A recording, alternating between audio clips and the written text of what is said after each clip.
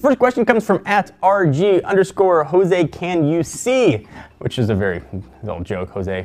Like Osei, can you see? Anyway, @John4Lakers, aside from the Moto G, any budget Android handsets worth getting? Yes, we actually last week just reviewed the Sharp Aquos Crystal, and that thing is freaking awesome. It is pretty much a totally bezel-less display. If that wasn't cool enough, you can use the entire screen as an earpiece. These are really cool vibration technology, so you can put your ear anywhere on the phone.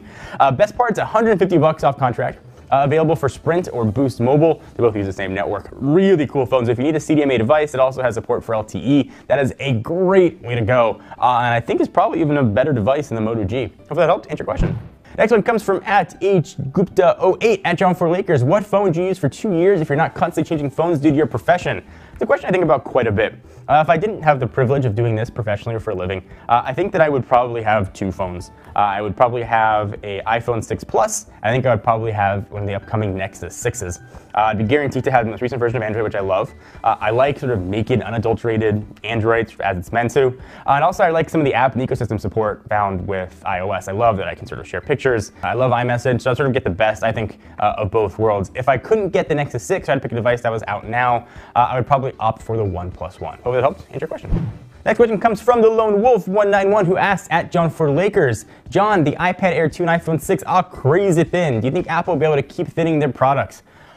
This is sort of an odd answer, but I really hope not. So the iPad Air 2 is ridiculously thin. It's thinner than the first iPad Air, which is already crazy thin, but because it got so thin, battery got smaller and smaller, and while processors get more powerful and powerful, screens get higher resolution, battery technology has not changed all that much, unfortunately. So I hope that maybe they don't get any thinner, and maybe they just make the battery a little bit better. I would have loved to have had an iPad Air 2, the same thickness as the original iPad Air 2 with double the battery life. I would have been thrilled. Or a device like the iPhone 6, which is already crazy thin, does not have the best battery life. I would not have minded putting an extra couple millimeters on there and give me better battery life. So the answer is, I certainly hope not. I hope we just see better battery life and less emphasis on thin. We stop the questions for one quick sec to thank our friends at Citrix. With GoToAssist remote support, you can provide live and unattended remote support to any computer or mobile device. Like if you're on the beach and need to throw some support, you are covered. Screen share with employees to diagnose and fix their support problems faster and more efficiently, and use GoToAssist app to deliver support anytime, anywhere from your iPhone, iPad, or Android device.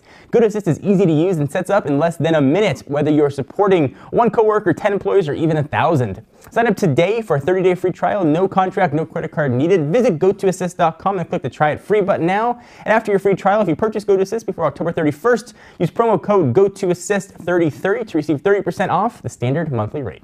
Next question comes from the hockey-loving @Wild and Preds fan @John4Lakers. What do you think Apple missed out on doing with the iPad Mini 3 to make it a more exciting upgrade? Anything.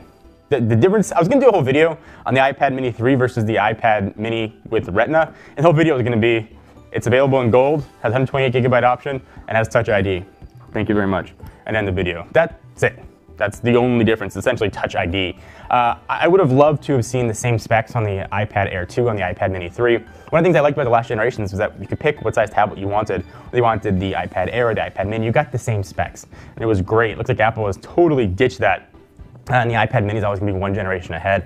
So I really would have liked to just be able to pick my screen to get the same specs, but we didn't. But those do anything. We're not even going to bother reviewing the iPad Mini 3 because there's nothing new to review there other than Touch ID, which we know works. And that's really about it. So I was pretty disappointed with the iPad Mini 3. I was at the iPad event. I was disappointed there. Disappointed now the products are out. But maybe you guys disagree. I'll have to hear your thoughts on it. Leave your comments down below. Thank you guys for watching the episode of Ask the Buffalo. Hope you enjoyed. Every Tuesday on TechnoBuffalo.com, we put up a call for questions. You can go ahead and just leave your questions down there. Otherwise, you can send it to me on Twitter @John4Lakers or @TechnoBuffalo. Use hashtag AskTheBeast so I see it. Until next time, I am John Rettinger. See you guys next video. Bye-bye.